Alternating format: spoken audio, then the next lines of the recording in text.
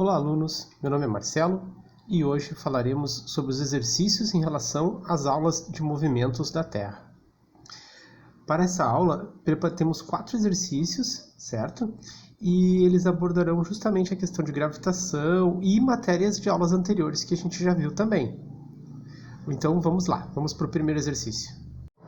Então, no nosso primeiro exercício, a questão que aparece para nós é a seguinte. Existe diferença entre a natureza da força que o Sol exerce sobre a Terra e a força que a Terra exerce sobre a Lua? Primeiramente, já vou dizer para vocês, nos exercícios 1, 2, 3, que nós vamos ver, pensem sobre as respostas, sobre o que vocês imaginam como resposta antes de vê-las, né, ou de a gente começar a discuti-las. Então vamos lá, vamos discutir essa questão. Bom, para esse exercício 1, nós podemos entender o seguinte. Respondendo já a pergunta, não existe nenhuma diferença entre as naturezas das forças, certo? Tanto a força que o Sol exerce sobre a Terra, como a que a Terra exerce sobre a Lua, são forças gravitacionais. Nós estudamos isso nessas aulas passadas agora, né, que vocês a princípio viram, né?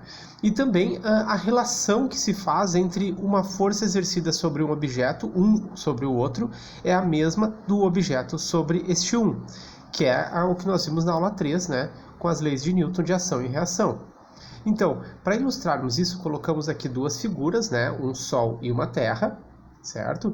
E verifica que tanto o F, que aparece em relação que seria a indicação da força gravitacional, né, como o da Terra, são o mesmo F. O que vai prevaler ali é o tamanho da massa, né, no caso o Mzão do Sol e o Mzinho da Terra, e a distância entre eles, certo? Assim vai ser a mesma maneira quando nós formos calcular de quaisquer dois objetos. Portanto, não existe nenhuma diferença e a natureza da força é a força gravitacional. Agora o exercício 2. Vamos lá.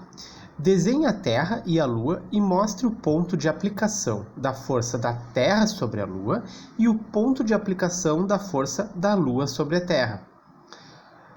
Esse exercício ele remete também à nossa aula 3. Vocês podem ver que as aulas elas têm uma necessidade de ser sequenciais por causa desse tipo de informação.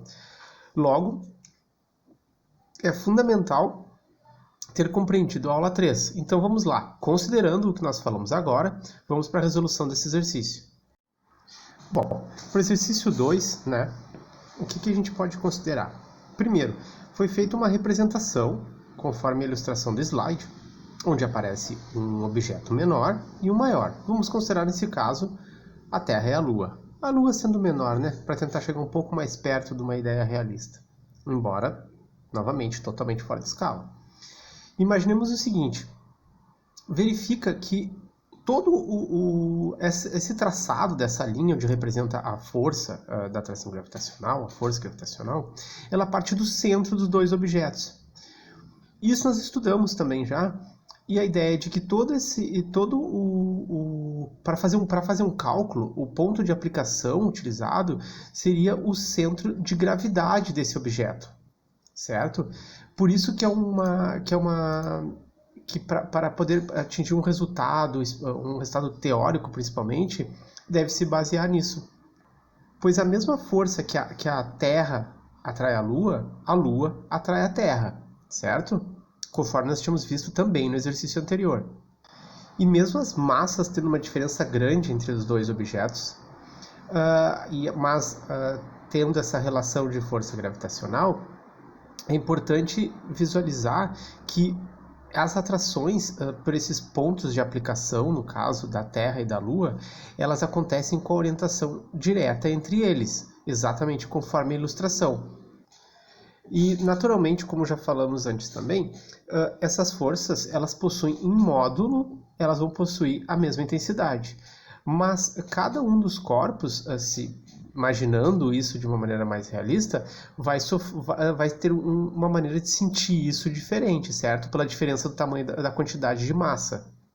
E dessa questão podemos considerar isso, que os dois fatores principais da relação dos pontos de aplicação de forças esses pontos são os pontos centrais dos dois objetos, no caso Terra e Lua, A intensidade, embora em módulo seja a mesma, pode ser sentido diferente nos dois corpos celestes, no caso, certo? E a orientação é conforme a indicação das setas que apontam ali. É de um centro para outro e vice-versa.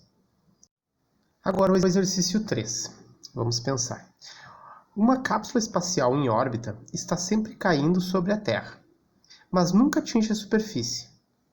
No interior de um elevador que estivesse em queda livre, as pessoas teriam a impressão de os objetos em torno delas estarem sem peso, visto que todos, inclusive as pessoas, estão caindo com aceleração g. Novamente, esse exercício ele remete também à aula 3, ao problema do elevador. Então nós vamos responder algumas questões em relação a essa ideia colocada aqui. Bom, então vamos lá para o exercício 3, né? Para as propostas e as questões feitas aqui. Já podemos pensar o seguinte, na própria questão do exercício, onde fala sobre uma cápsula espacial em órbita estar sempre caindo, que eu comentei que remetia ao exercício 3, a aula 3, perdão, é a relação que se faz de ela realmente está sempre caindo. Isso não é uma questão, é um fato. E é de acordo com a velocidade tangencial, conforme a gente estudou na aula 3. E aí vem a questão. Teriam os astronautas em sua cápsula a mesma impressão das pessoas dentro do elevador?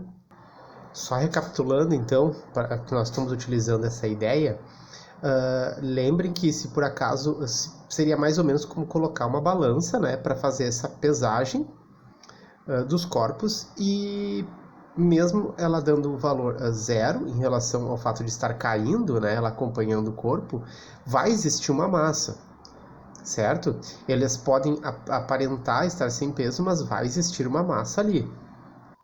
Então isso compreende para nós o seguinte, que desse questionamento, se teriam os astronautas em sua cápsula a mesma impressão, e isso é muito importante, das pessoas dentro do elevador, sim, eles teriam a mesma impressão, porque das duas maneiras, tanto a cápsula caindo sobre a Terra, né, em relação com uma velocidade tangencial, para não atingir a superfície, como no elevador, dá a impressão de estar flutuando em queda livre.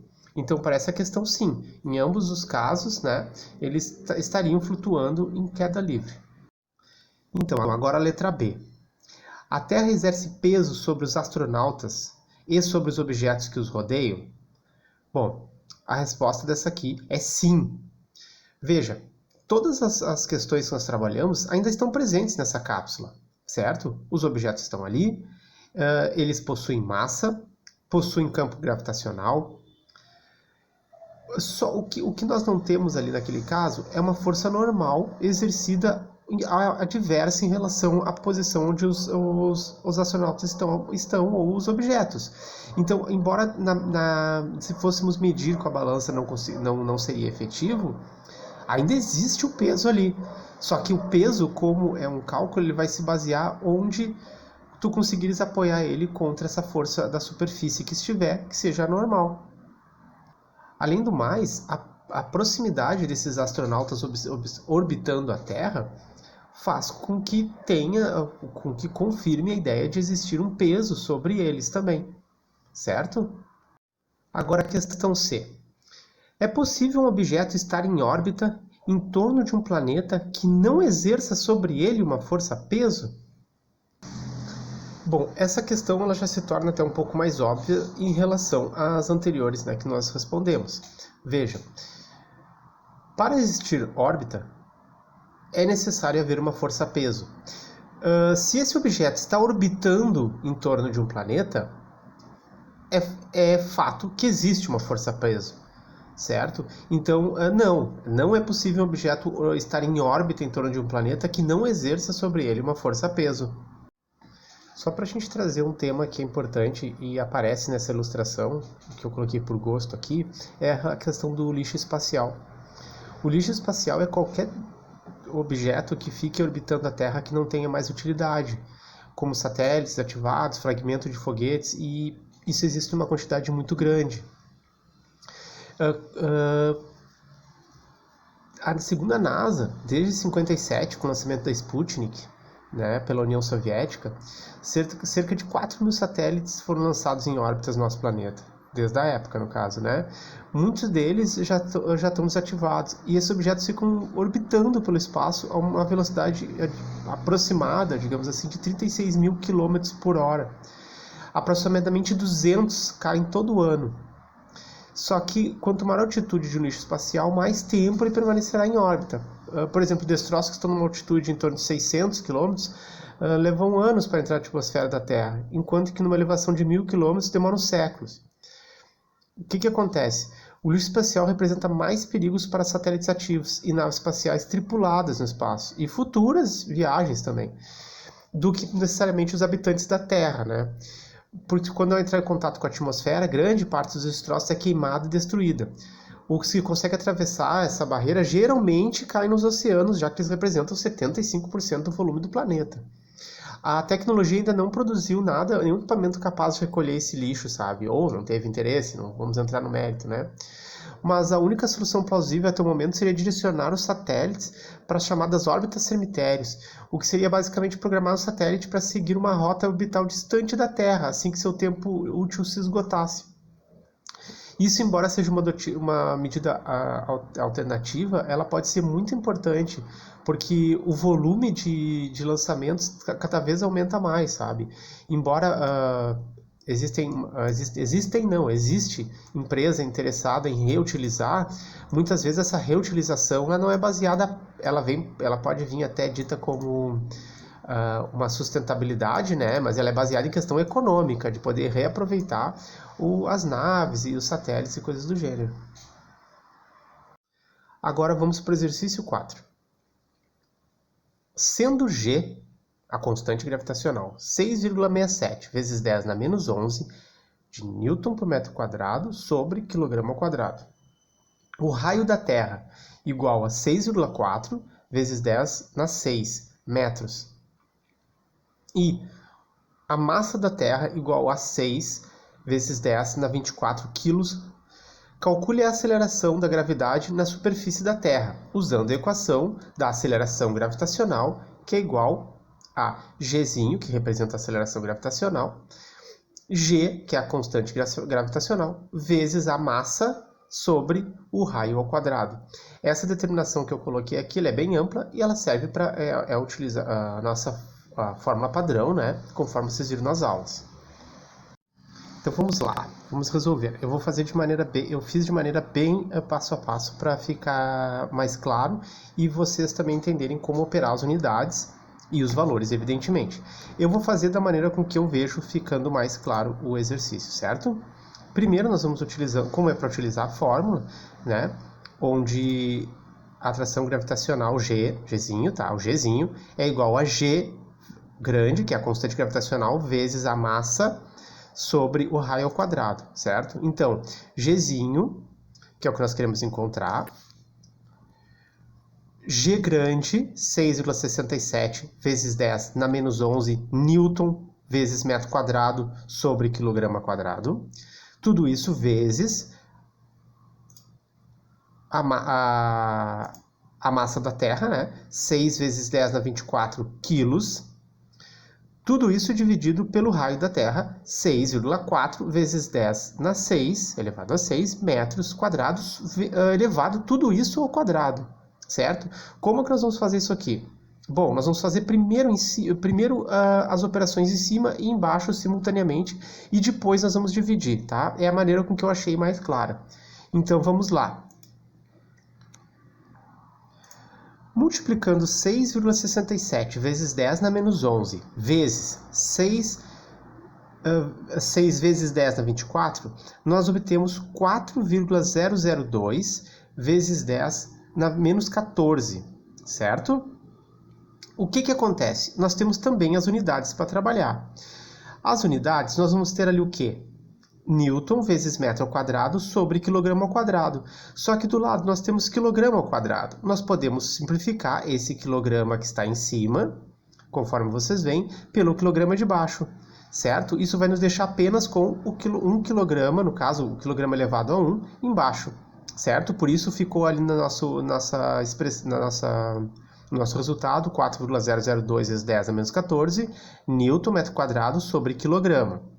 E embaixo, totalmente separado, nós temos o 6,4 vezes 10 na 6 metros quadrados, tudo isso ao quadrado. Operando tudo isso ao quadrado, nós vamos ter 4,096 vezes 10 na 13 metros quadrados. Certo até aqui? Dividindo 4,002 vezes 10 na menos 14 por 4,096 vezes 10 na 13, nós vamos ter 9,77. Esse é o nosso resultado. Bom, legal. Só que nós temos também dividir as unidades. Lá nas unidades nós temos o quê? Newton por metro quadrado dividido por quilograma. E metro quadrado embaixo. Como o metro quadrado está embaixo, o que vai acontecer? Nós vamos multiplicar pelo inverso dessa unidade, que vai ser o quê? 1 sobre metro quadrado. Quando nós simplificarmos esse metro quadrado de cima pelo metro quadrado que está embaixo, resultará apenas Newton por quilograma, que é o que tem na nossa expressão. G igual a 9,77 Newton sobre quilograma. Mas nós sabemos que Newton é o equivalente a dizer quilograma vezes metro sobre segundo ao quadrado. Sabendo disso, o que nós vamos fazer? Vamos colocar na expressão isso, então nós vamos ter no lugar do Newton, quilogramas vezes metro sobre segundo ao quadrado sobre quilograma. Fazendo o mesmo que fizemos anteriormente com o metro ao quadrado que estava embaixo, certo? Nós vamos simplificar, no caso, 1 quilograma pelo quilograma, o que vai nos resultar metro por segundo ao quadrado, que é as unidades que nós temos para a nossa aceleração gravitacional de 9,77. Então essa foi, de acordo com nossos valores que a gente recebeu, essa é a aceleração gravitacional na superfície da Terra, 9,77 metro por segundo ao quadrado. Então eu gostaria de agradecer a todos por terem assistido, é isso, e até a nossa próxima aula.